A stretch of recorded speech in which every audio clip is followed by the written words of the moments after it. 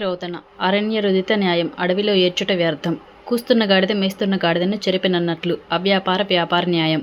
సేవకునిదే గుర్రం అశ్వభృత న్యాయం. రోలుపోయి మధ్యలతో మొరపెట్టుకొన్నట్లు ఉలూకల మర్దల న్యాయం. గుణవంతుడు ఒక కుమారుడు ఒక్కడే చాలును ఏకపుత్ర న్యాయం. ముళ్ళు తీసుకున్నట్టుకు ముల్లే తగునన్నట్లు కంటక న్యాయం. అరటి ఆకు ముల్లుపై పడినా ముళ్ళు ఆకుపై పడినా ఆకుకే ప్రమాదం కదలి కంటక న్యాయం.